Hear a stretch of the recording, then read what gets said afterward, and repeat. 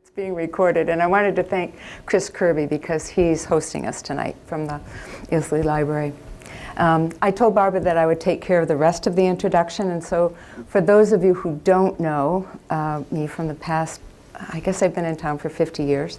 I was a primary care pediatrician here for 25 years, and then I subspecialized in developmental behavioral pediatrics, which is a combination of general pediatrics, pediatric psychiatry, psychology, neurology, social work, and teaching.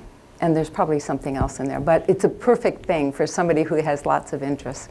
And so tonight we're going to talk about some things that have been in the news a lot. I mean, increasingly you just read about how experiences early on affect us, not just in the early period, but long into adulthood, and so we're going to talk a lot about that.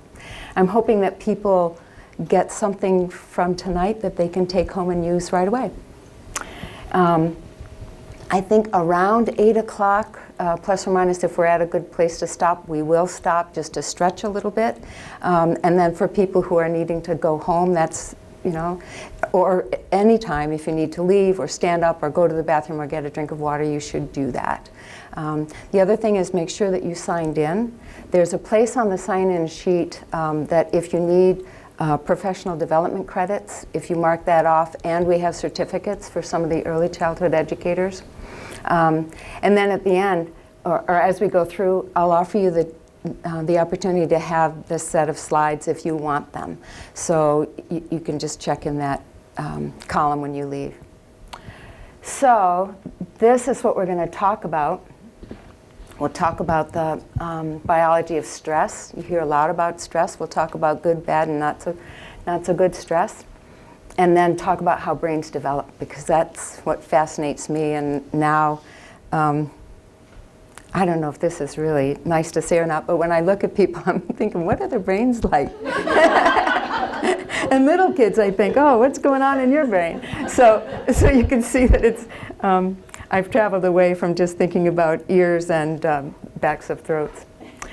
So in my world, you have to say that you have no disclosures. Nobody's paying me. Unfortunately, I'm not getting any money from drug companies or anything like that.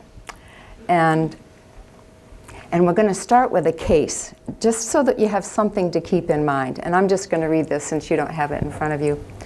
So for the last 14 or 15 years, I worked at the Vermont Department of Health Child Development Clinic. That's a clinic where we see children from birth to 8 or much older if they have some kind of developmental difference. And so in that work, I would say 85 or 95% of the time the question for us is, does this child have autism? And probably less than 50% of the time the child had autism. However, there were significant challenges that brought that child to our clinic, and so we were left with a puzzle of trying to figure out, well, what is going on? So this is one such case. So at the CDC, we were asked to assess a 4-year-old boy whose speech and other skills were delayed.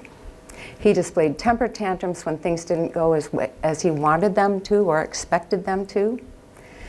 And those temper tantrums looked like screaming and throwing things and hitting and biting and scratching and spitting and throwing things and breaking things. And those episodes could last hours, and they could happen many, many times a day. So part of my work was to try to figure out, well, what else do we know about this child other than what they present? And what we learned was that his family history revealed that his mom hadn't completed high school. Learning was really hard for her. It was really hard for her to sustain attention. Learning wasn't easy. She had a lot of anxiety. She became pregnant early. She wasn't employed, and she'd started to use alcohol and marijuana to help her cope, just to get through the day. She tried suicide once. This little lad's father was incarcerated on and off for intimate partner violence. It's also called domestic violence, and also for thefts that were related to substance abuse. This guy was really challenging to care for. He was exhausting. And so just to keep body and soul together, his parents put him in his room and they locked the door. And so this is what presented itself. And keep this lad in your mind now as we go through the next little bit. So we're going to start with the Adverse Childhood Experiences study. And I'm going to ask first for people who are pretty familiar with that to raise your hand so we know what's 1, 2, 3, 4. So several people. We're going to take a deeper dive into this with some extra information.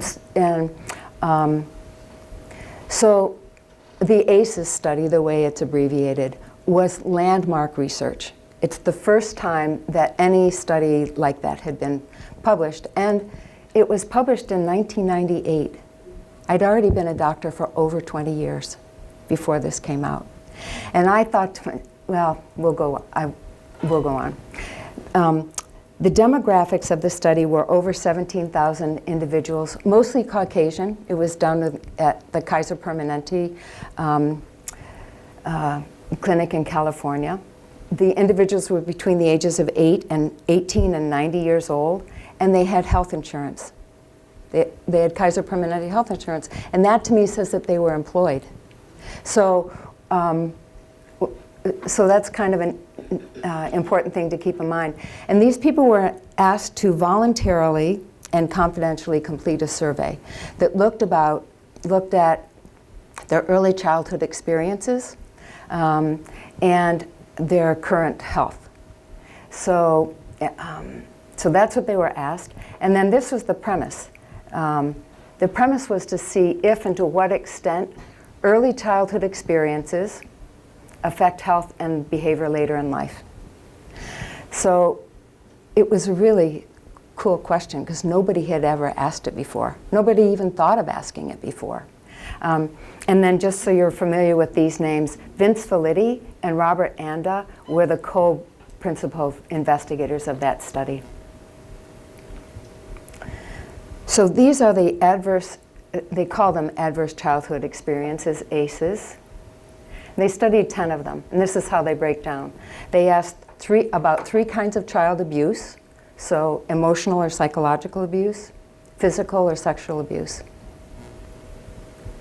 They asked about childhood neglect, 2 kinds of neglect, emotional and physical. And then there were 5 kinds of pretty serious household dysfunction as they were growing up. So witnessing domestic violence, like having your mother hit a lot, alcohol or other substance abuse in the home, mental illness of some kind, parent loss for any reason, and criminal behavior that led to incarceration. So you think back to case 1, that little boy, and you should already be thinking, doing kind of a little mental tally just to kind of make sense a little bit about who he is. So this is the results of their study. And this was shocking. This was shocking to everybody. It was shocking to us in the medical field.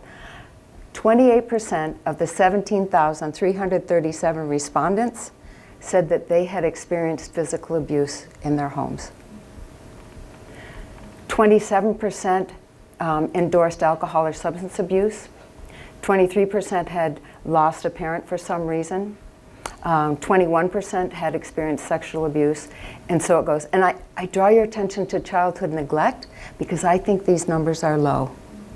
Because I think in those times, in 1998, if you were asked about neglect, maybe you didn't know that your parents were supposed to talk to you and sing to you and play with you and dance with you. Maybe you just didn't know that.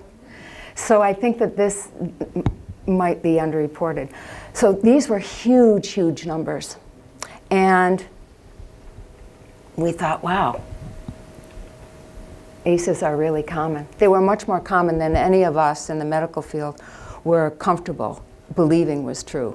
And people were saying, it can't be true because if this really went on, we'd know about it. We were so full of ourselves, I just have to tell you. Anyway, so I want to tell you about the ACE score so that you can think about this. Well, I'll tell you the results first, and then I'll tell you the ACE score. So when you tallied up those adverse childhood experiences, the 3 kinds of abuse, the 2 kinds of neglect, the 5 kinds of dysfunctional households, 33% of respondents said, I don't have any. I have an ACE score of 0. Which, you think, oh, that's really great. Until you think there's 68% or 67% that had 1 or more. And you can see that there's a lot of overlap with that.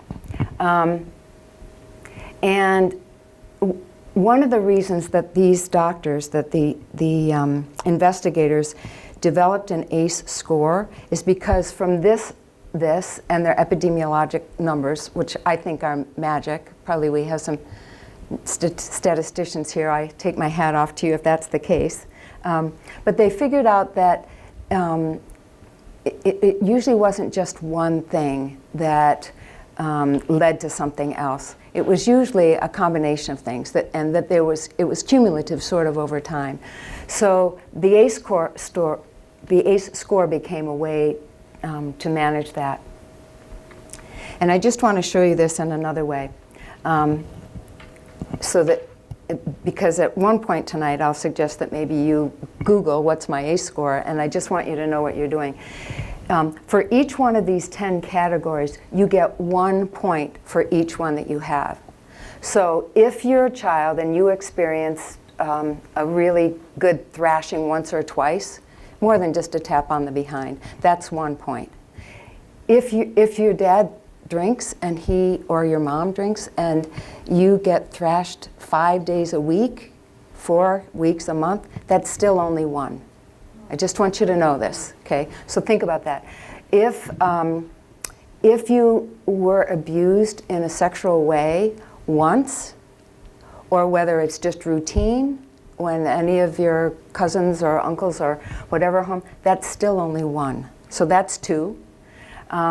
If your mom and your dad were really seriously ill, and or they were exhausted, or they couldn't care for you properly, that's both emotional and physical, so that's 3 and 4, even if it's ongoing or if it happened for a shorter amount of time. Mental illness would be something like if well, in our case, the mom had ADHD, and she had anxiety and depression, and the father, because he had intimate partner violence, shows me that he doesn't have really good emotional control. That's, if that's the case, and you have Grandma, Grandpa, and Uncle Joe living in the house, and they all have anxiety, depression, and bipolar disorder, that's another 1. So 1, 2, 3, 4, 5, 6.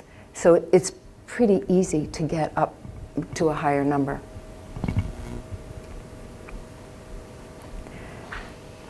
So I just want you to see here that in 1998 they settled on the 10 ACEs, adverse childhood experiences, but there are vastly more than that. And this is just a little sampling of what the list could be, but if you witness somebody being bullied, or if you hear guns and shooting outside your home, or if you're homeless, or natural disasters, all of those can be forms of adversity. They might not all lead to undesirable outcomes, but there are other forms of adversity other than the 10 ACEs. So then I just want to show you this. I already showed you in the first little graph with all the people. This is what the results of the first ACE study findings were, 1998. So 33% of respondents had 0 ACEs, 26% had 1, 16 had 2, 10% had 3, and 16% had 4 or more. This is Vermont, so I just told you, I've been in Vermont for a very long time. And I like to think secretly that we're special. And that we would be exempt from all this. And I was frankly disappointed that we weren't better. 14% is 1 in 7. It's almost look to your left and look to your right. So what this does say is that this is all of us. It's not me and everybody else in the world, or us and them. This is all of us. And I think when you think in that way, it engenders compassion for ourselves and for others. And I think that's really important. And by the way, they just in the newspaper last week, I cut this out. It said, this is a report in the Nation from the Burlington Free Press a week ago. The report, childhood trauma tied to adult health issues. So, you know, you just see these over and over and over. And so this is a new study in 2019. Actually, I think it's from 2018. It shows the same numbers, the same kinds of numbers. So anyway, all right. So ACEs occur in clusters. That's what that shows.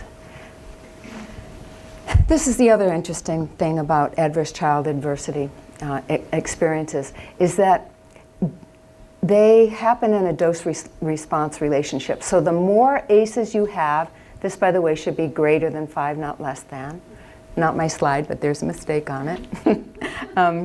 And you correlate that with the percent of health problems. The more ACEs you have, the more likely you are to have a health problem. And we're going to talk about that more, but dose-response relationships are just like the more gas you put in your car, the further you can go. And no matter, ACEs relative to all kinds of conditions have been studied, 130, 140, and they all look like this. They all have this dose-response curve. So if you look at an ACE score and indications of impaired worker performance, if you look at suicide, if you look at adult alcoholism, anything you look at, they all look like this. So,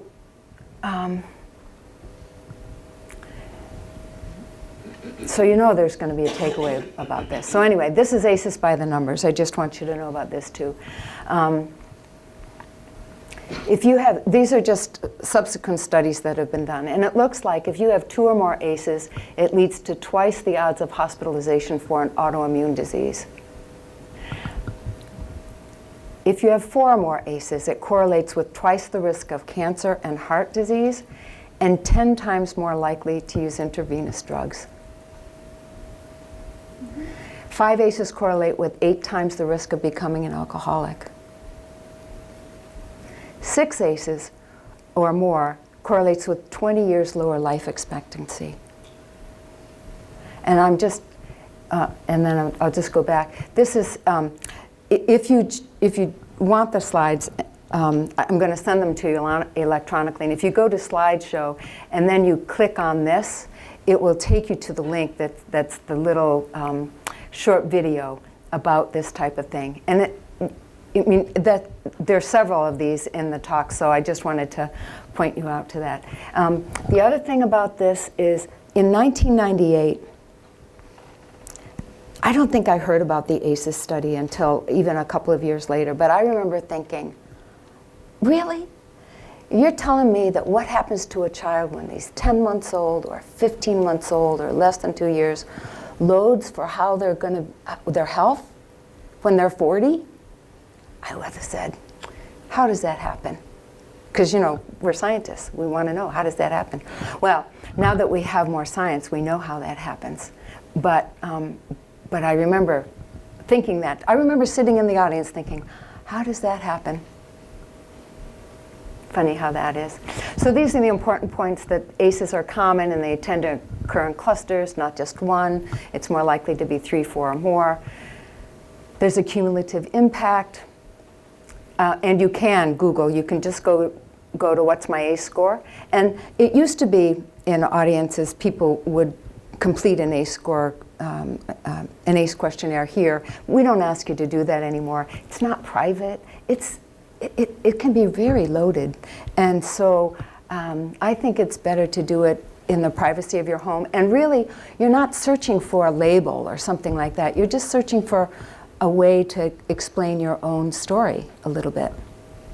At least that's the way I view it. We talked about the dose-response curve, and then this is the more ACEs you experience, the more problems you may, and I think it's important to say this, you might. It doesn't mean you will have problems with high blood pressure and heart attacks and stroke and depression and everything else. And there's the new brain science. So when I was at Middlebury College, the neuroscience major didn't happen for 26 years after I graduated. Not saying how old I am, but I'm just saying. This is new. It's very exciting. So you may be thinking to yourself, because I think to myself every day, why did it take so long? Why is it 20 years more and more before we see in the newspapers and read in the journals and all this and that? And so this is what we think.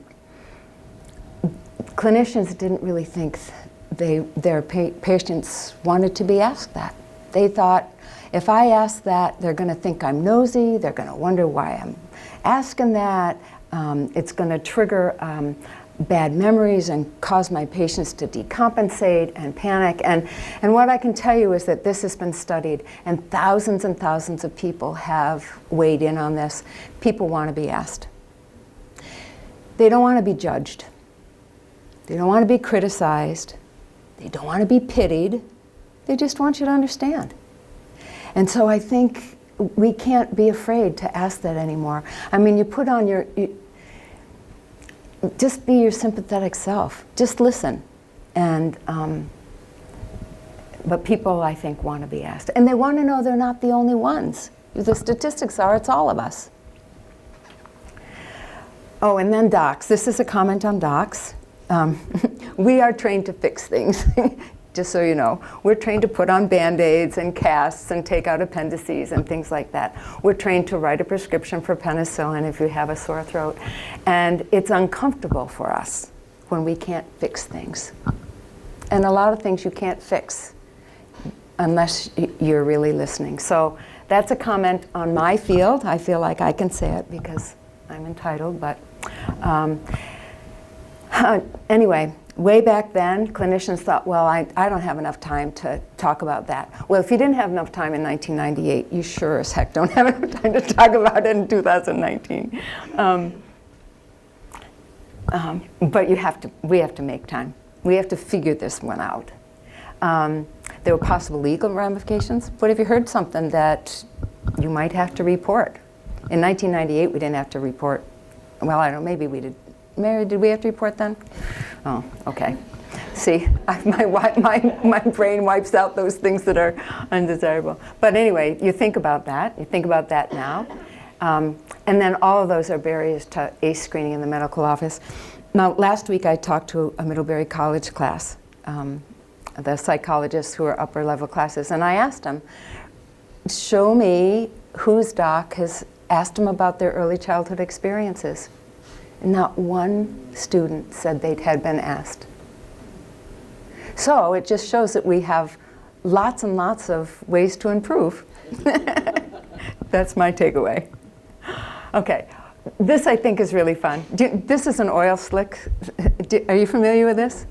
Yeah, so this is a population attributable risk graph. And what it shows the percentage of health and social problems that epidemiologists, you know, the guys who crunch the numbers, estimate are caused by ACEs.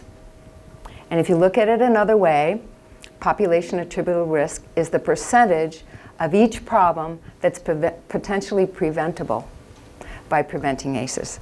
So if you look at this, and there are 15 or 20 or more things like this that look at different conditions. I just chose this one. So this one shows 67% suicide, life dissatisfaction,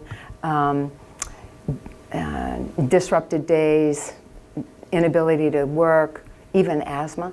And so if you think, if you look at this and you put a little handle, a mental handle on the ACEs, and you pulled up on that, you would see that all this would shrink. So by preventing ACEs, you improve all of those conditions at once, which is good. It's a deal. It's a deal, that's right, it's a deal. So that's the deal that we're all working on now. So I don't probably need to tell you that ACEs are a national health issue. Because I'm a pediatrician, these are the things that I really am interested in. I'm really keen about early brain development and speech skills and social emotional skills and behavior, but if you look at all of these things, they are all affected by that. And it's the quotes at the bottom that just take away. ACEs are referred to as the greatest public discovery of our time. I think that comes from the American Academy of Pediatrics. We have 70,000 individuals.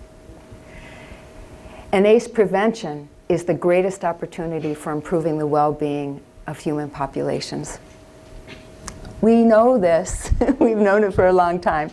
We just need to get cracking. So again, this is, think about our little case that we started with, and I just will point this out. That there's a 90 to 100% chance of developmental delays when children experience 6 or 7 adverse childhood experiences. So in my work at the CDC, my job was to listen. And so I had the luxury of studying a child's chart for 1 or 2 hours before I saw him or her. I had the luxury of visiting with that child and the family for 3 or 4 hours. We only saw 2 kids in a day. And I won't tell you how long it took to write a report. But I used to think, before knowing all this stuff, I thought, you could never get to 6 or 7 ACEs. But when I listened to stories like our little lad, you know, I would go 1, 2, 3, and before you know it, you're at 6 or 8. And instead of being judgmental about that, it just gave me a better understanding, a different understanding. And so I think I could do my work better. So I just wanted to share that with you. All right. And this one, this is a return on investment graph. And what it shows is that if you start intervening early, prenatal programs, early childhood and preschool, you get a lot more bang for your buck. So they say $13, you save $13 for every $1 you spend. That's a pretty good deal. And that's James Heckman's work. Oh, I got to show you this too. This is a slide that I adapted from the .gov thing. And so this is called the ACEs pyramid. It's the life trajectory. And if you look at this, this is historical trauma and intergenerational adversity. I hope that we'll get, the diehards will get to the epigenetics at the end. But my sister is a diabetes nurse specialist. And she worked in Alabama. So her population were African American individuals who had diabetes and who are often overweight. And it just made me wonder, what is it about in your history that if you were just enjoying your day in your homeland, and one day someone came and stole you from your homeland, and you were put in chains, and you were sick as anything on the boat, and you came to a new land and were treated as subhuman, what is it in that pathway that could lead to your great-great-great-great-grandchildren having diabetes, overweight, hypertension, and heart disease? So think about that. And then in this graph, this is the first year that they added the social determinants of health. That means that it's not just health, it's about where you are in your social standing and whether or not you have a job and whether or not you have safe places to stay, to play and live. There's the ACEs. This is disrupted neurodevelopment, and then this is the social, emotional, cognitive, and all the rest. So you can read this if you want to, but what I want to point out to you is the top 3, this, this, and this. And until 1980, in public health in the United States, we only looked at these 3 things. And we had no idea that this was under here. So I think we have come a long way. And I think it's nice, a nice way to look at that. So some of what we've been talking about is kind of a downer, and I know that that's that. But it's important that you know that having a high ACE score isn't a life sentence. It's not your destiny. It's not all doom and gloom. It's not your fault, and it's really, really important that individuals know it's not your fault. Hey, my daughter-in-law just walked in. Is your meeting over? Okay. And that the ACE score is not a label. So one of the Middlebury College lads a few years ago said, well, is this a label? Could they deny you health insurance on that? So I just want to tell you, no, it's not a label, and you can't be denied insurance for it. So anyway, so really what it is, it's a way to show your dose of childhood adversity. It represents your personal story, and it allows for greater understanding, kindness, and compassion for ourselves and for others. Who's heard of a trauma-informed approach? Everybody? Most people, yeah. So trauma-informed approach is sort of a buzzword now. But it used to be, we would think, well, what's wrong with you? And we would sort of do it like that. What's wrong with you? And I think, yeah, I might have had some practice. I hope I haven't had too much practice. But anyway, it used to be, what's wrong with you? And that's changed to, what happened to you? And how can we use your strengths to help? How can we help you? It's so different. Think about schools, how in the old days, I mean, I think we often would say, what's wrong with you? It's easy to have a child that, like our first case, his parents are tearing their hair out. He's going to be a challenge in school. And, but if the people around him can just think, oh, I wonder what happened to him. I wonder what his history is. I think that his road forward is going to be a lot smoother. This is important to know, too, that not every person with an elevated ACE score will have a poor outcome. So there are lots of different reasons that factor in. So the factors are, what's your genes? What's your gene pool like? Where are your strengths? All of us have strengths. What about your personality type and your temperamental characteristics and your coping skills or your coping style? And supports. This is where all of us come in. No matter who we are, we're somebody's support. And then age, gender, and developmental level, when a bad experience may have happened. And then the time and the typing and the timing and the intensity, that all weighs in as well. So, let's see. This is just a little bit about resilience, just to balance it off before we go further. Resilience is doing well in the face of adversity.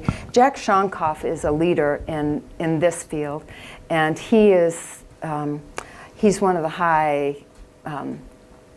fellas at the Harvard Center on the Developing Child. So here's another 2-minute video. If you go to the Harvard Center for the Developing Child, you will find a goldmine of information there. So this is what he says. He said, in order for children to become resilient, they need safe, stable, nurturing, responsive relationships with consistent, protective, interactive adults. You'll see that again in a few minutes. And that with appropriate supports, adults and their children can learn to be good planners, self-monitor, problem solve, control our impulses, and to be patient, wait, and remain calm. And he said that in order to interrupt that cycle of adversity, we need to create a culture that transforms the lives of the adults.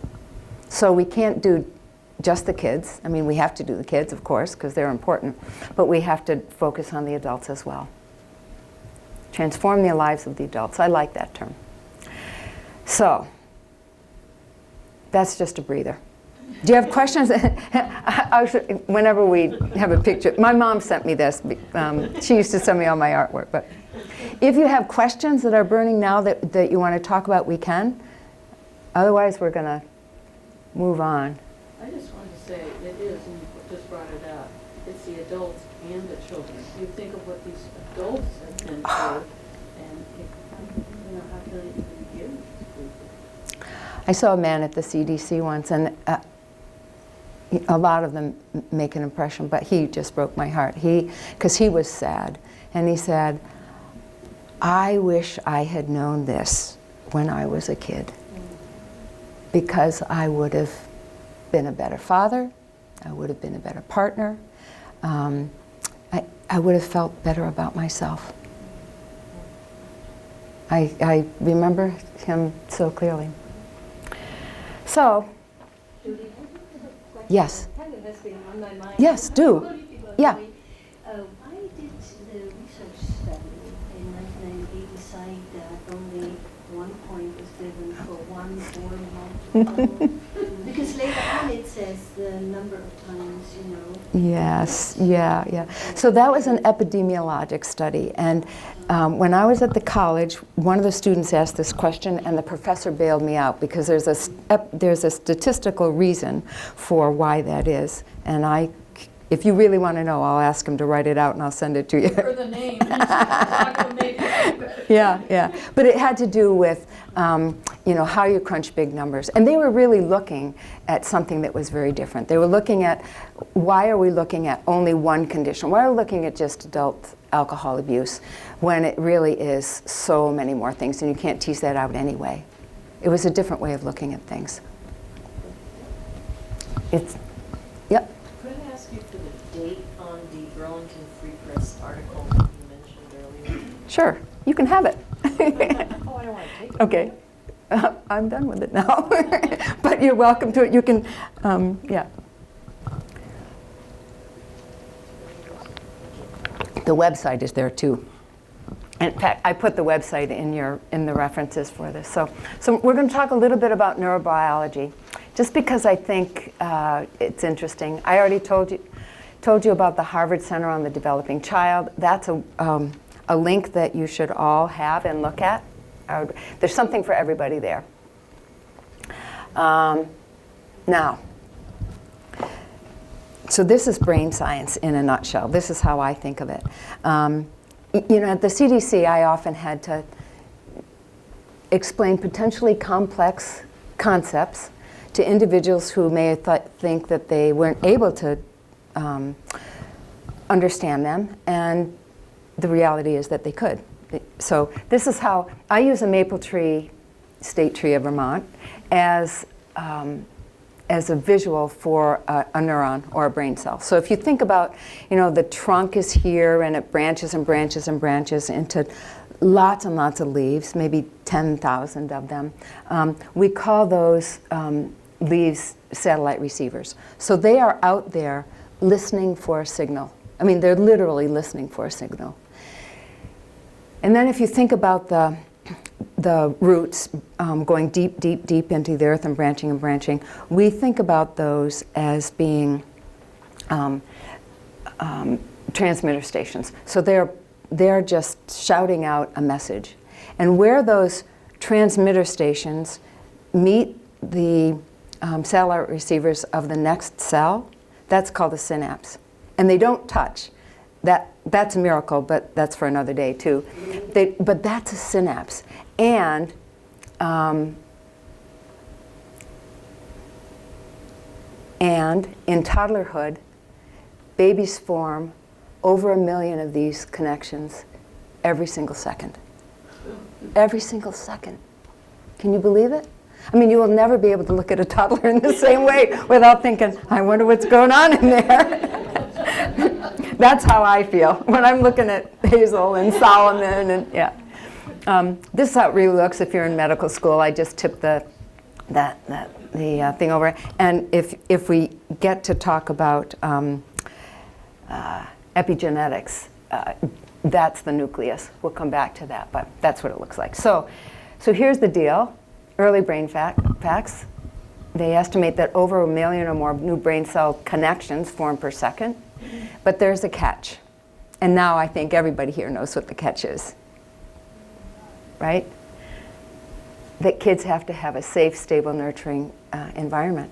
It just doesn't work if you don't. And in these slides that we're going to talk about, anything in red, I think, is a vocabulary word that you should use.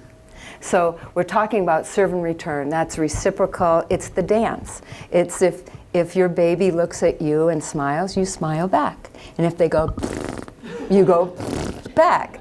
But they have to have that serve and return.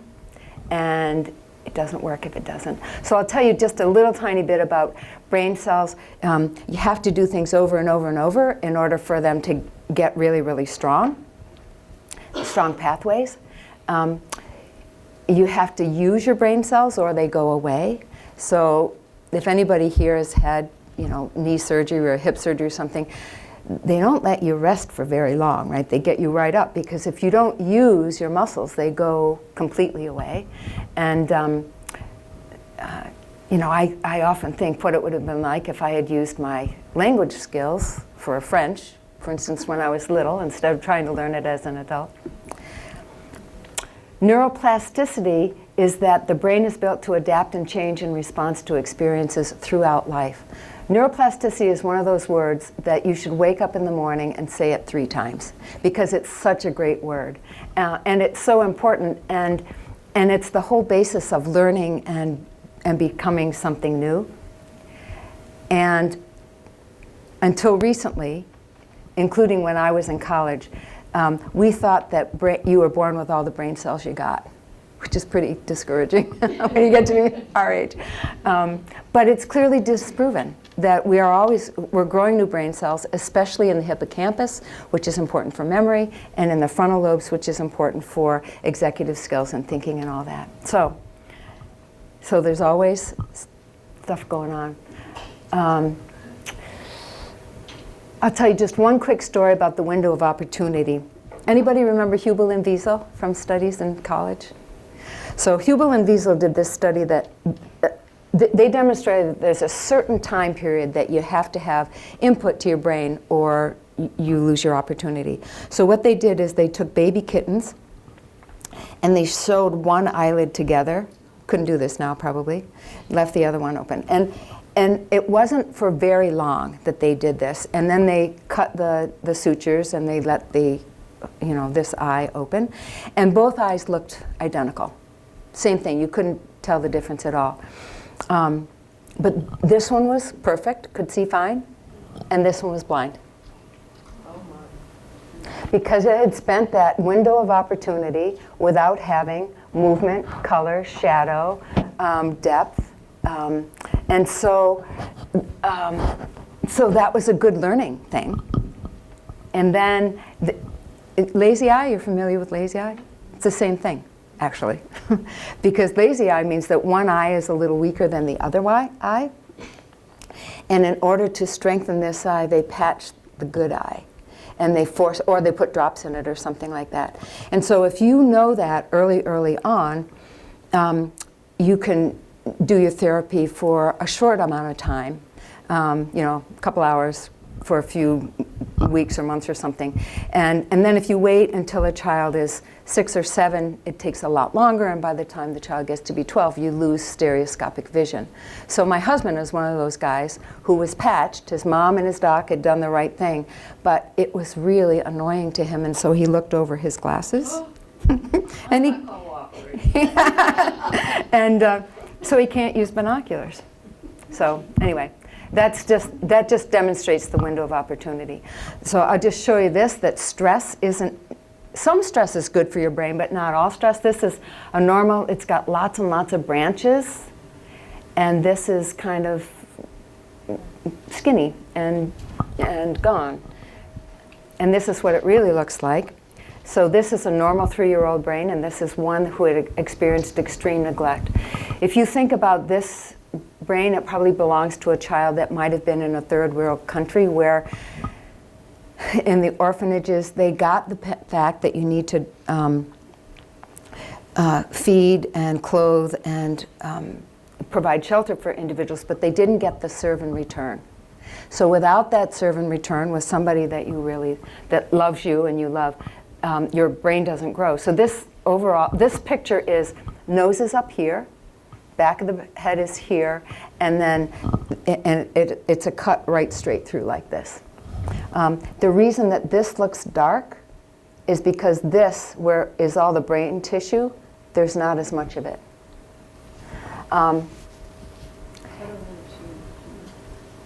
right here. Yes. Those aren't supposed to be that big. See how small they are there? And it's Because there's not as much brain tissue. So, so that they just expand. It expands into, it's like, I don't know what, it just expands because there isn't anything else occupying it. So then people often ask, well, Dr. Brakely, you just told us about neuroplasticity and the brain is built to change based on experiences. What if this child is adopted into a good family? And this brain can get a little bit better, but it will never be like this. It's sort of like rewiring a house. You can, replumb it and shore up the foundation and everything, but it's never quite as good as the original building. And so individuals who are interested in families and early child care and the health of our world, we're in the business of getting things right the first time. That's what all the work is about. This is the work of Bruce Perry, who's very prominent in the work in the area of childhood trauma. Oh, I want to show you a movie, just a short one. And now we'll see if Chris has tutored me on this. We'll see if I got it right. This is just a short 2-minute thing, but it shows serve and return.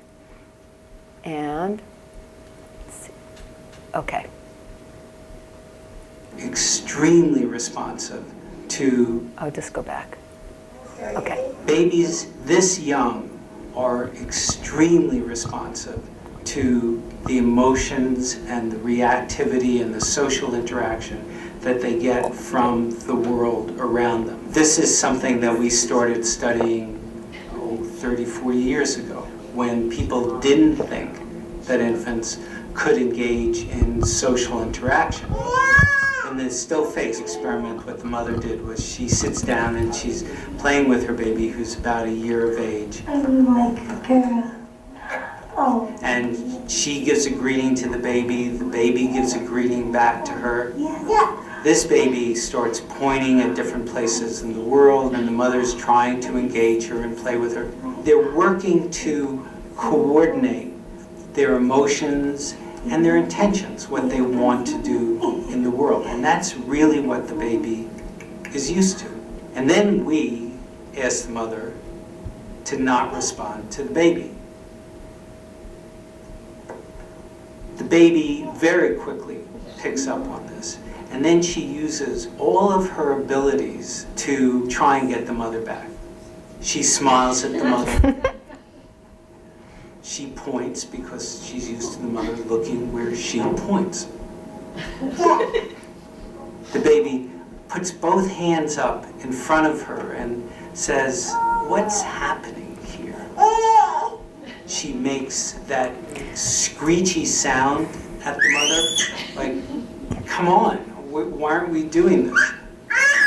Even in this 2 minutes, when they don't get the normal reaction, they react with negative emotions, they turn away, they feel the stress of it, they actually may lose control of their posture because of the stress that they're experiencing.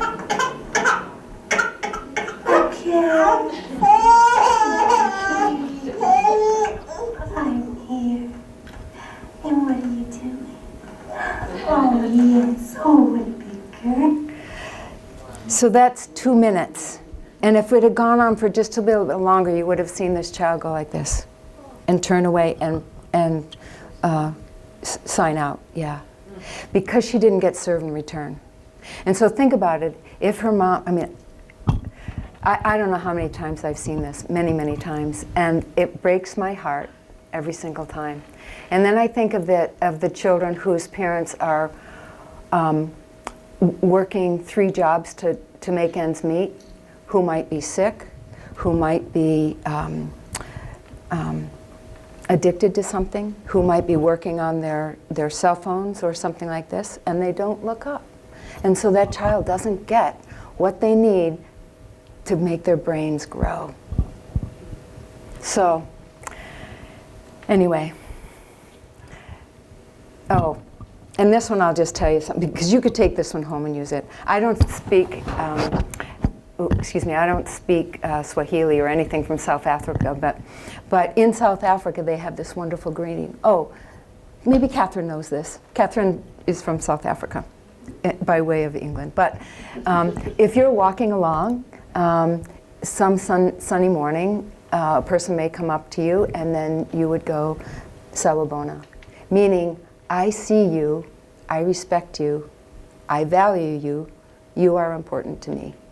What a great greeting. Wouldn't you love somebody to say that to you in the morning? Ah.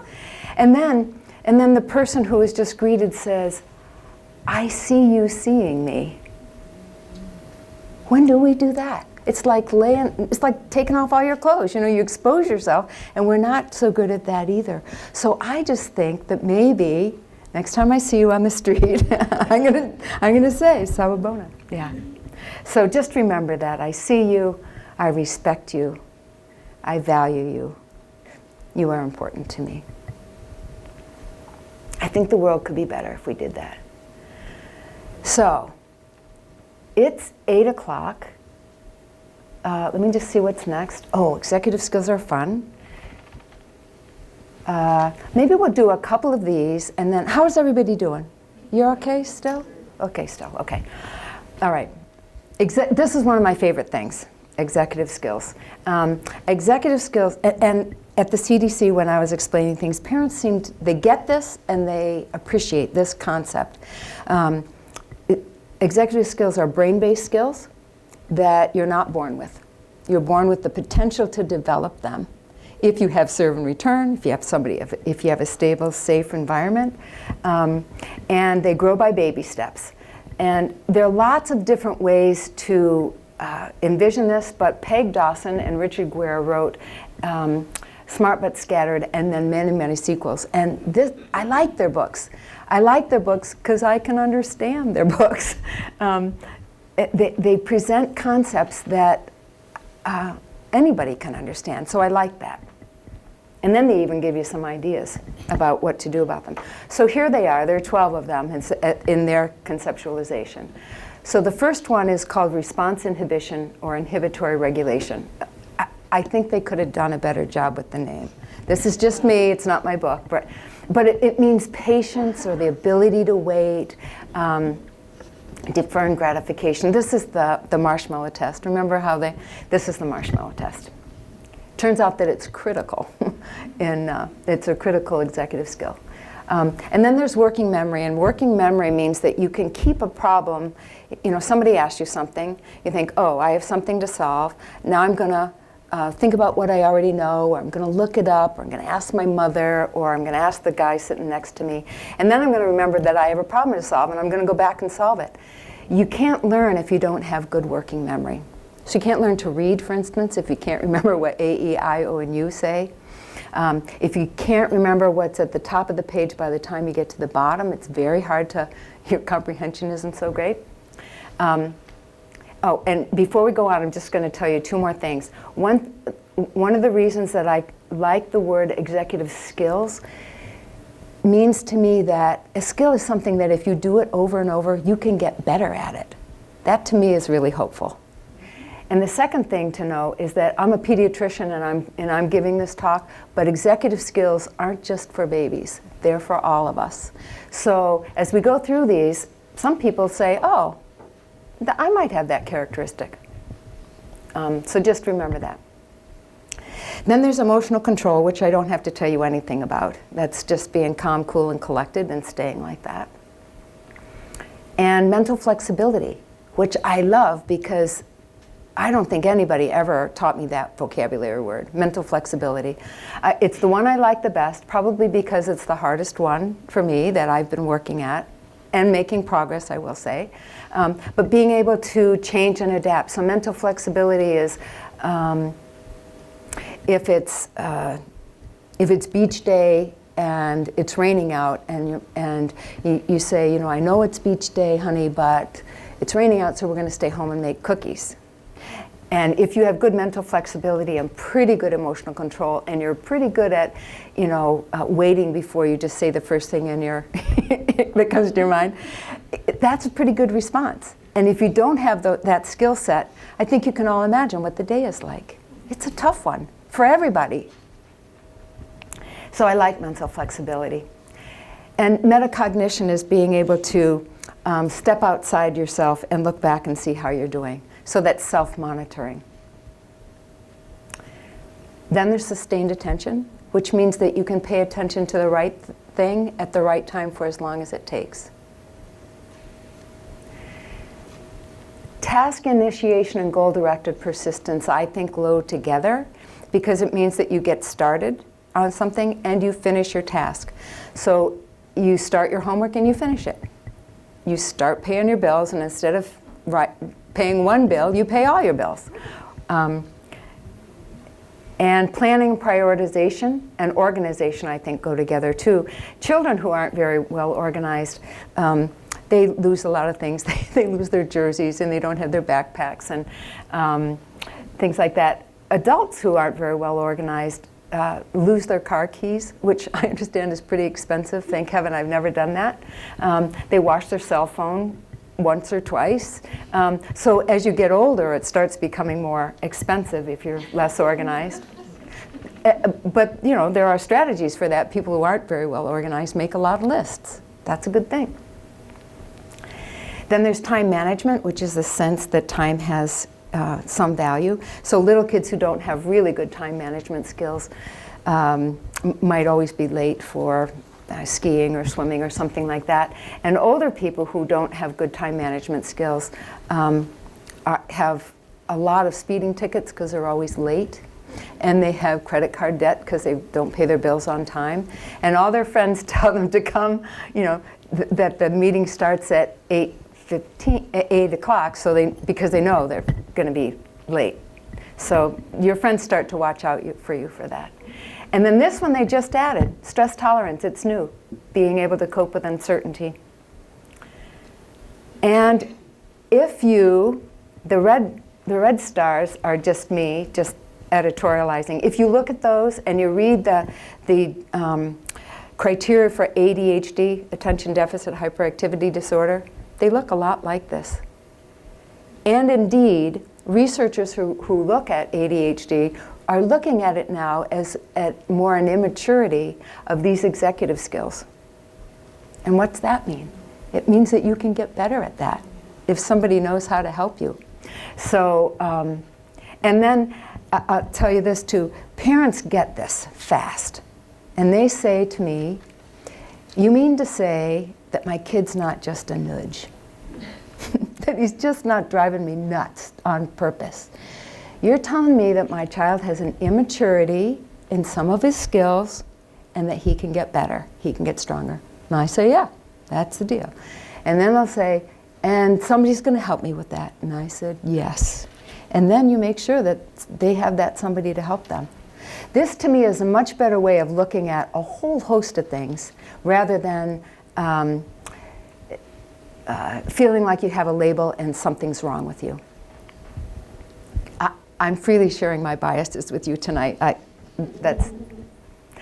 So here's the next thing that's just a little bit fun. That's the hand model of the brain. Does anybody know about this? Lots of, yeah. Oh yeah. Yeah.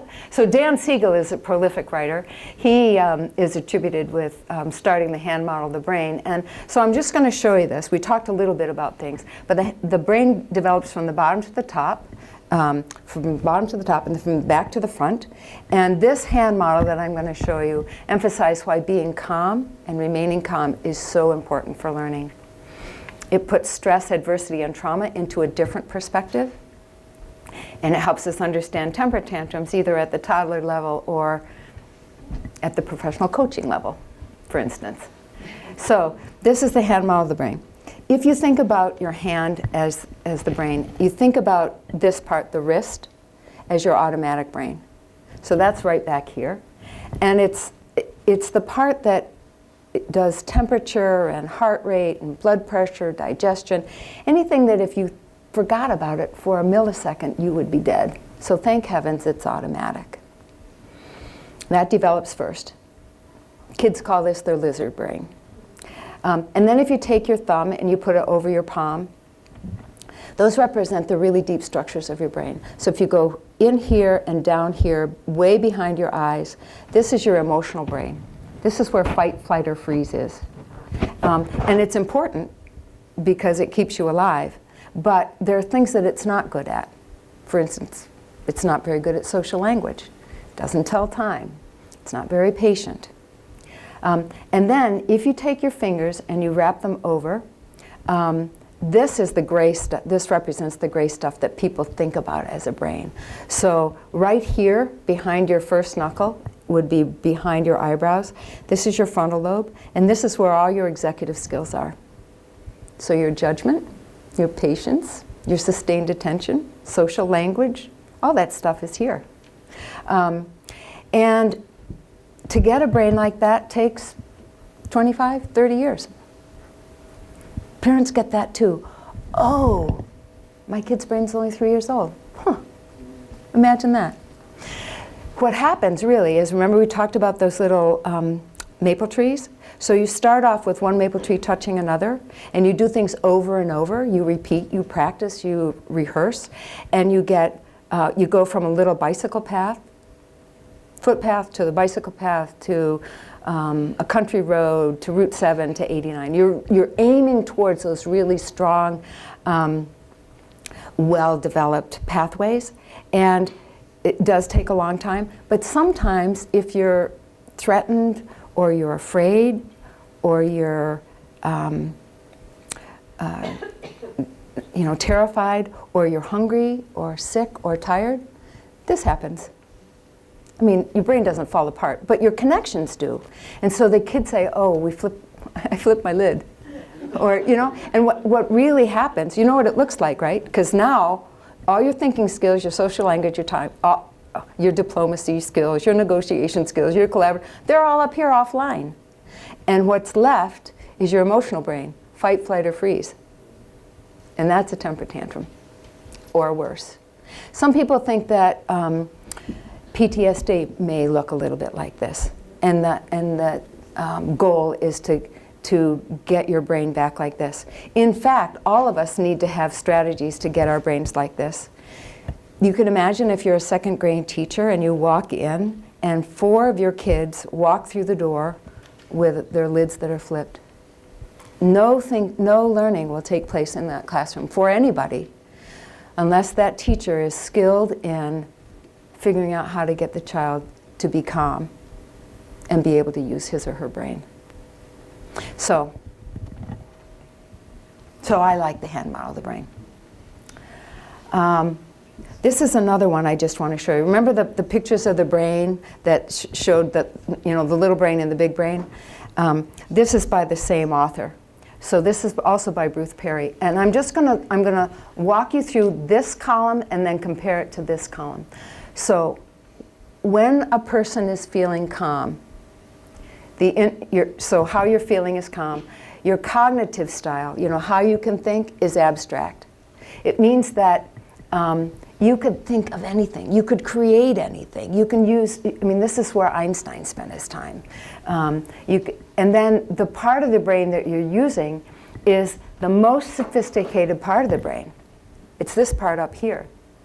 And if you look at sense of time, you can think far, far into the future if you're feeling calm. Then here you get alert, alarm, fear, and terror. So this is what they call the internal state continuum. As you move this way, here you're not really very imaginative. Here you're more emotional. Here you're purely reflex. Something happens and it's like a knee-jerk reaction. And you're only using your brainstem. You're using your automatic brain. And there's no sense of time. So not that you have to remember any of this, except for that this is where you want to be. That's all you have to know from this one. And this is how, if we're good at what we do, we have all of our kids like that too. So this is who I want to be, this little mama there who's supporting her baby. And come hell or high water, that baby's going to be safe. I think that's who we are here. I think you wouldn't have come tonight if you weren't that mama polar bear. So I'm just going to do another check one with you. We're going to talk about stress And then we can either finish or we can make a choice about where we go. Should I keep going? Okay. All right. Nobody's snoring. And if you're snoring, that's fine too, because, you know, sleep, the very first thing for people ask me, well, how would you prioritize? How are you going to get things better? Number one, sleep. I don't care what else it is, but adequate sleep has got to be important. So anyway, stress. Stress has gotten a bad rap. But in fact, we wouldn't be here if we didn't have good stress responses. So in the days long past, there are 3 major ways to handle a predator and survive. So if you're big and strong, you would engage in battle. You could fight. If you were fleet of foot, you could run like crazy. And if you were neither of those, if you were a child, if you were small, if you were weak, if you were unimportant and insignificant, you would freeze. You would play dead. And those are, I mean, there are a few other ones, but those are the major ones. You'll hear fight, flight, or freeze. That's the stress response. And when working properly, our stress response keeps us alive. Without it, we would have died out. We would have been extinct eons ago. And it's good, too. It prepares us for serious challenges and emergencies. So the big key is working properly. So you're not supposed to be able to read all this stuff, but if you look at the slides, you probably really could. It breaks things down that in stress, it affects the nervous system, the musculoskeletal system, your heart, your endocrine, all those things. But I'll just highlight the things here. So when you're stressed, your pupils dilate, and your heart rate revs up, and your blood pressure goes up, and your breathing speeds up. They prepare you for battle. And your stress hormones like cortisol and adrenaline go up. Your skin gets clammy, and you perspire or not, and you might get a really dry mouth, and blood goes from your brain to your muscles. If it goes on long enough, you have more inflammation. And there was just a thing, I don't know if anybody here gets AARP, but the magazine was really... None of us. This whole last thing was all on inflammation. It was really pretty good. And then the immune system doesn't function very well. So you're not as healthy. And then the endocrine system may change too. So all of those things happen. And you know, you can just think of a time when you might have had that kind of stress. You know, your stress response is supposed to kick in for something stressful, and by 20 minutes, you're supposed to be back to baseline again. But if you have a situation where the stress goes on longer, that doesn't happen. So this is also from Jack Shonkoff's work at the Harvard Center on the Developing Child. So this is the good stress. And I'm sorry that we're not going to talk more about it, but you have to have a little bit of good stress in your life, otherwise you just don't learn. So if you're, I don't know, you're a little kid and you're running quickly across the pavement to catch a ball and you fall and you scrape your knee, what that child will do is turn around and look at who's ever taking care of him or her, right? And the person who's taking care of him or her doesn't have to say a thing. Just will look and assess the situation and figure out, yeah, you're okay. And all they have to do is smile a little bit and nod. And with that nonverbal message, that child says, oh, mom or dad or whoever it is has got my back. They've sussed everything out. I'm safe. I can play. And so the next time it happens, then they have more confidence. So good stress is really important. It's the same kind of thing that helps you prepare for a track race, a test, a performance, whatever. So you have to have positive stress. Then there's tolerable stress. And that's a more serious stress, but it's temporary, relative. It's like if somebody is, I don't know, a hurricane or a flood or somebody who's sick but doesn't die. And this is the big thing. You have a buffer. You have somebody with you. And that's crucial. That's one of those red words. That's one of those vocabulary words to take home with you. You have somebody with you. You only need one person. The more the better, but you have to have at least one. So that's that. And then there's toxic stress. And that's what we hear so much about.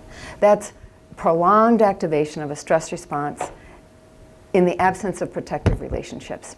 So it's like your body is on constant alert, and those stress hormones are always just flooding your system, and you never come back to normal at 20 minutes the way you're supposed to. It's sort of like the saber-toothed tiger came home with you. It's ever present, and it's cumulative. So that's what we're spending a lot of our time talking about. So just remember, of course, we don't have saber-toothed tigers. But it's not to say that we don't have plenty of stress. Physical stress, persecution, discrimination, natural disasters. And a lot of our stresses are what we think. So, you know, do people like me? Are they talking about me behind my back? Did I make a mistake? So those count as stresses too. And then we'll just do, I only put these in because when I very first started thinking about stresses, it was really confusing to me because people talked about toxic stress and adversity and trauma, and I couldn't figure out what are they really talking about, and I just really craved a definition. And it turns out there isn't just one definition, so I'm just sharing that with you. This is Bessel van der Kolk. He's also a leader in the trauma research, and he defines trauma as multiple or chronic, prolonged, developmentally adverse traumatic events, usually of an interpersonal nature, often within the child's circle of intimate adults, and of early life onset. And I think you know what he's talking about there. And then there's Rob Anda, who's the co-author of the ACE study, and he says adverse childhood experiences may occur when circumstances overwhelm the body's ability to biologically adapt. I like that one because, I don't know, I get it. And then this is just a rewrite of Jack Shonkoff's that's prolonged activation of the stress response systems in the absence of protective relationships. So this is the summary. It's toxic stress or trauma happens when there are chronic, recurrent, unrelenting, unbuffered stress responses. And that can result in a dysregulated response system. A little medical, but you get the point. And I think if you think about it in that way, I think it also helps us think of good solutions and where we can go from here. These I won't do in detail, but there is a book, I don't know if you've read it or not, but Dr. Nadine Burke-Harris wrote a book called The Deepest Well. And it's an easy read. Have you read it, Mary? LT, have you read it yet? I think it's something you ought to, did you read it? Yeah, what'd you think? Very good. Yeah. She's very humbling and Yes. as a mother and doing all the things she's doing. Yeah. But, So it's a really nice introduction to the work of trauma. And so I think of bookends. If you're interested in trauma and everything, read Nadine Burke-Harris, The Deepest Well. And then if you really want to drill down, then you read Bessel van der Kolk, The Body Keeps the Score. Okay, so I'm not going to go through these but just suffices to say that if your stress response system is out of balance, your hormones are all messed up, your immune system, the system that figures out what's us and what's them, and what you should leave alone and what you should change, that's all thrown out of whack. Critical brain functioning, and these you definitely don't need to know. It's just parts of the brain, but important parts of the brain. And again, if you have the slides and you're interested in that, you can read a little bit more about that. Now, this I think is important too, and maybe this is a slide that's preaching to the choir, probably, but this is another one of those paradigm changes. So, if you live in a really safe, stable, and protective, interactive, nurturing environment, remember, your brain and body and nervous system, we're primed for survival. No matter what goes on, we want to survive in good shape. So if you're in a safe environment, you can develop all those executive skills we just talked about, and you might be calm and patient and all that kind of stuff. But if you live in a dangerous, unsafe, unstable, chaotic environment, it's all about survival. And so instead of saying, oh, what's wrong with you? Think survival. Think, oh, that looks a lot like survival. That kid is fighting, he's biting, he's hitting, he's kicking, he's surviving. And so in this kind of situation, you have your choices of fight, flight, or freeze. So it might be that that child, you know, if you're surviving, you want to be ready to act. You want to be physically strong and aggressive. You want to be impulsive and inflexible and reflexive. But it results in the fact that you don't have any blood in your brain to think.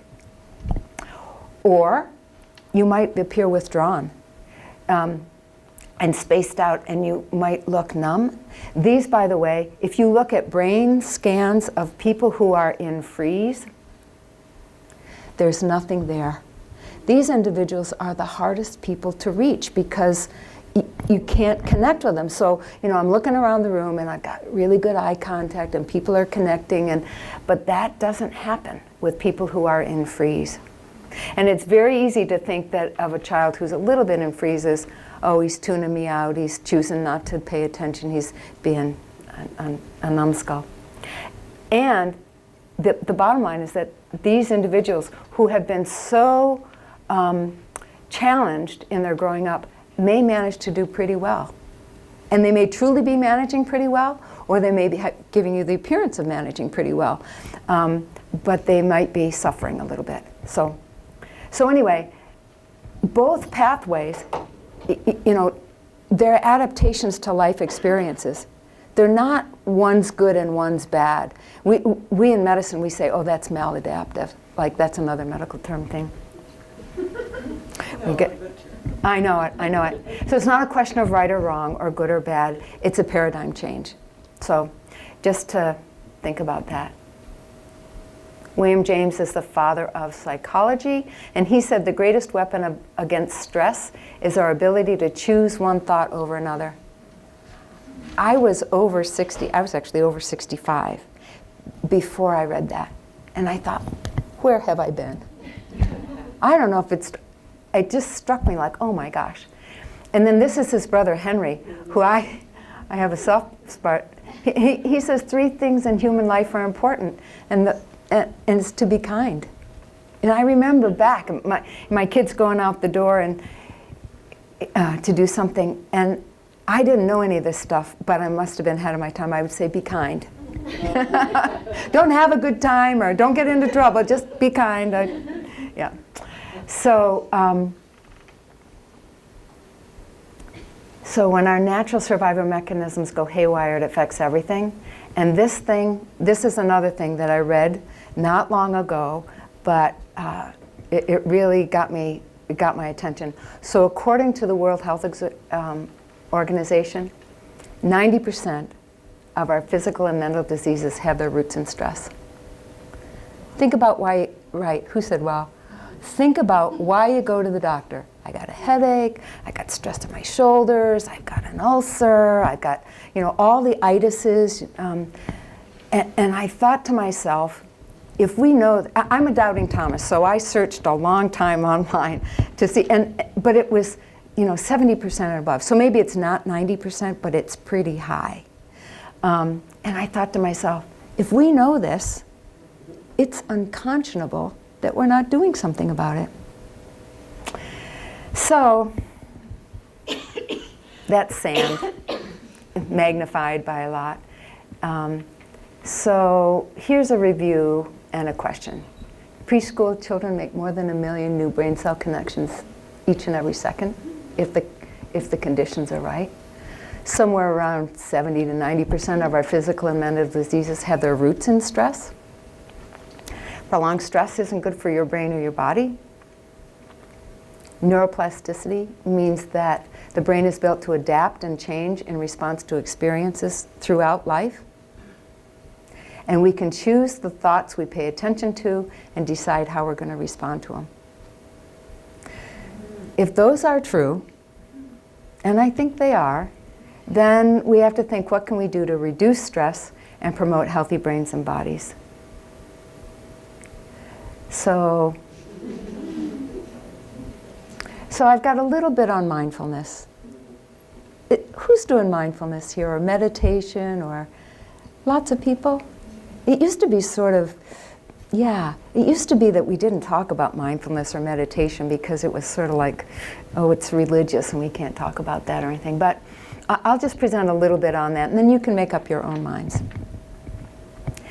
Jon Kabat-Zinn is, he, I think, is responsible for getting a lot of the mindfulness-based stress reduction and writing about mindfulness and moving us way along the path. And so he defines it as mindfulness is paying attention and being aware on purpose in the present moment and without judgment.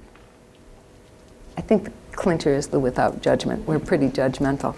And I, several times a day I think, is that a judgment? But, it's so ingrained in us that we think about that.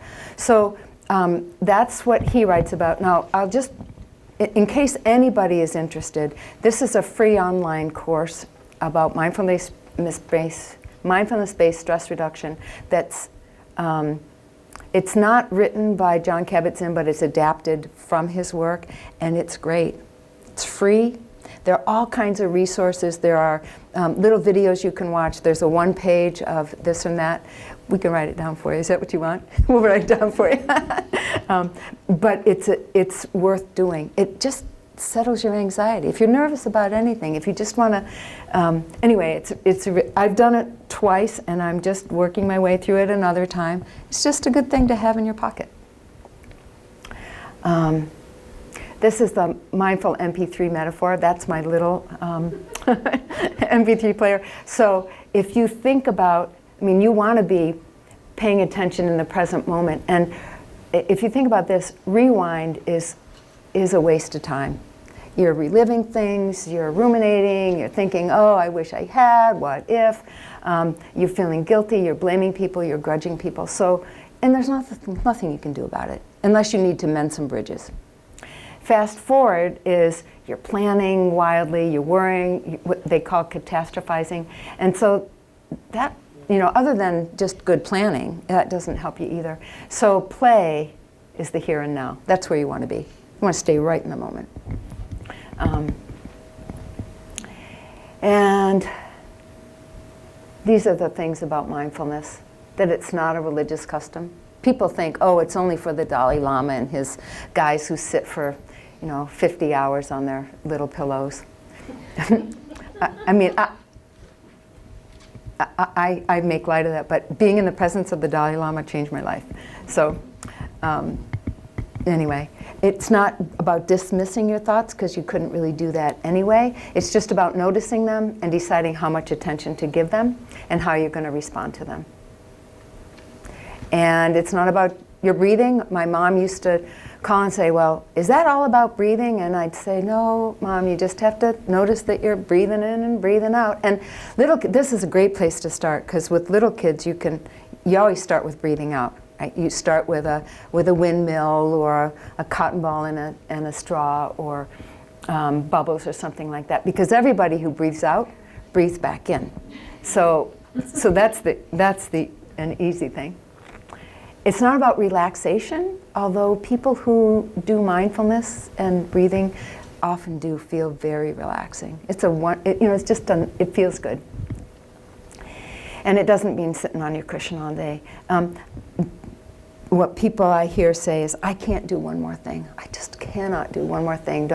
And what it is that you can practice it just a minute or two, or 5 minutes or something, and the more you practice it, the better you get. And mindfulness is a way of being. It's not doing something. And then it's not, hearing colors and levitating or anything like that. So just to know, I think this one about your thoughts and this one about mindfulness as a way of being is a good thing. And then there's tons of research on this. There's not as much research on mindfulness as there is on smoking or green spaces, but there's a pretty good body of evidence that shows that it improves your executive skills and your cognitive functions and all that stuff. And it increases neuroplasticity. Remember, your brain is built to change and adapt according to experiences. If mindfulness helps you with that, why wouldn't you? It decreases anxiety, depression, the perception of pain. It helps with substance abuse.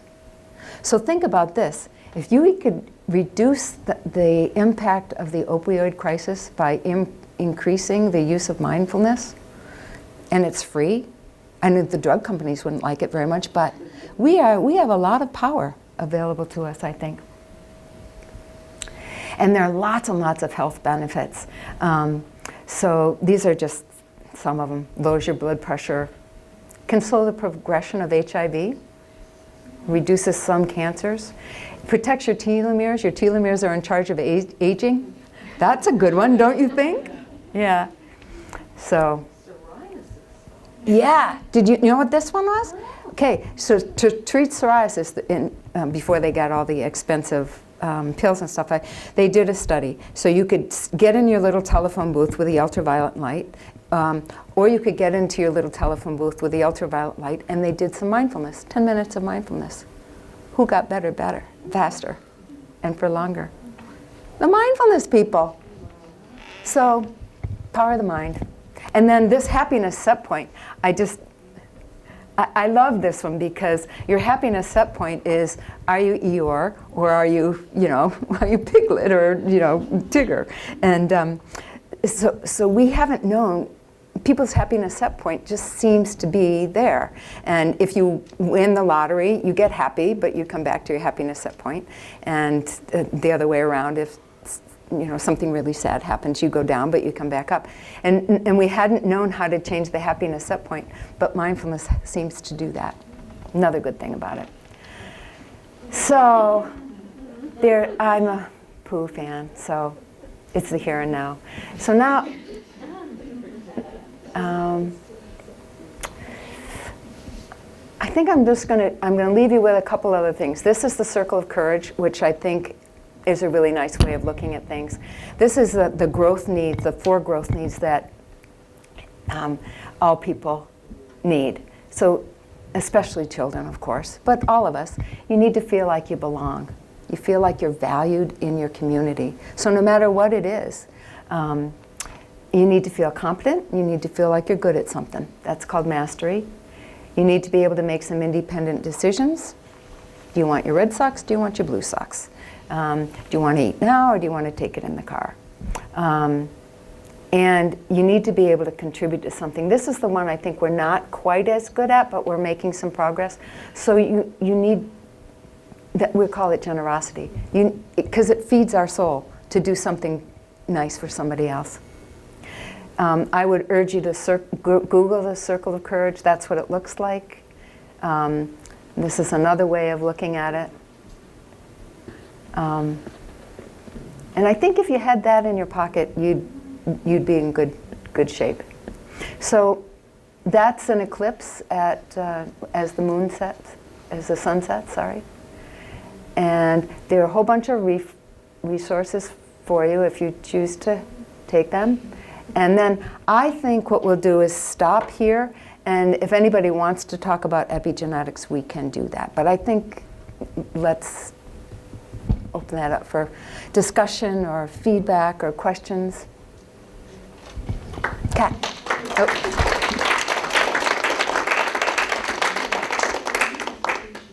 I was wondering if you thought of what mindfulness looks like at the preschool level. Could it be like sitting and playing in silence, or does it have to be doing nothing as well as? So it can be, there's mindfulness activities, physical stuff and everything. The little kids, I was at the parent-child not long ago. So this is one of the things that would teach a child. So they would do crisscross like this, and then either pretend that you have a flower here, or you color one, or you hold one or something, and you say, okay, breathe in your flower, and you go, and do it with them, of course. And then you say, okay, now then they pretend they have a candle here. You say, blow out your candle. And you practice that. Because if you don't practice it with them, they go like this. But the kids get it, and then they can shorten it. So this was the example of the parent-child center when I was there. They were telling me about a little child who had come to childcare without his lovey, without his favorite thing. And he was distraught, and he was upset, and he had flipped his lid. And the teacher just said, blow out your candle. That's all he needed. So he could take care of that himself. So that was a really pretty cool thing. I've got sheets and sheets of mindfulness stuff for kids. If you want them, I will give them to you. That I borrowed from other people, of course, that I haven't generated myself. But there are lots of things. Teachers now are learning how to do these skills and drop them in 2 or 3 minutes at a time during the school day. Mary, they were doing that, Mary Hogan. Alti, do you do that in your classes? Not yet. Not necessarily, but I've seen it done. Yeah. It's really cool. And when Hazel, who's not quite 4, gets a little revved up, all we do is say, breathe. And she can do that. And when did you start your kids breathing? 15 months? A year? Yeah. For some, I think it's so natural. Solomon, you take a deep breath, and he immediately matches. Yeah. It's so natural. Yeah. So anyway, great question, and I can give you some resources on that. Jody? Yeah. Is there an age where all the neurons in the brain are developed in a child? I'm hoping not, because I'm hoping that my neurons are still developing. What you're asking, though, is that there is a peak in toddlerhood, and then there's another peak at 11 or 12, where you make a lot of new brain cells, new neurons, like those maple trees, and then you prune them off if you're not using them. So those two, it's kind of like a double mountain. Those 2 times we try to really focus on what the kids need. But I don't think we're ever done. I think it would be too discouraging to think. To me, if you're not learning something every day, you wasted that day. Yeah. I was going to ask if you have resources that could be used with pre-adolescents and early adolescents, 13, 14. I would be very interested. So if you, so these are the suggested readings for mindfulness. The sitting still like a frog is good for almost any age. I mean, I use it myself. Christopher Willard wrote a really nice book. So all of these are pretty nice ones. The bottom one that John Kabat-Zinn is a little bit more sophisticated, but it could be if you had a teenager who has really good reading and comprehensive skills. I think it's something that you can do together. But I'm thinking of even peaceful piggy meditation. If you were an early adolescent, you could read that and get something out of it and not think, oh, this is, a baby book. Yeah. So there are lots of them. If you just Google and go onto Amazon, you'll find probably more than you need. Yeah. Other things? I wonder if stress is so important. We live in a day and age that stress is talked about all the time. Are we more stressed now than you think about the settlers and going across the country in a wagon? All right, what life was like when we first arrived. I mean, Yeah, what do you think? I don't care. I think too. I think little kids, I think we don't think the world is as safe as it used to be. I mean, remember when I was a kid, I'd be out until dark, climbing up the dirt things, playing, those games you play with flashlights, and my mom and dad never worried or sent the police out for us. So, and then I think there's the situation that our world really isn't as safe as it used to be. And I think that's scary. So I think the best thing we can do is help our children feel like they're safe. that they're loved, that they're cared for, that you're going to be there, thick or thin. But I think anxiety, I didn't learn one single thing about pediatric anxiety in medical school. And I honestly didn't learn one single thing about pediatric depression in medical school. Yeah. In fact, I only had 1 hour on attention deficit hyperactivity disorder. How about that? So it just wasn't studied, it wasn't recognized. I think there wasn't as much of it. Because now at the CDC, I'm as likely to say, oh, this child has anxiety as anything else. It's a little bit sad, I think. Yeah.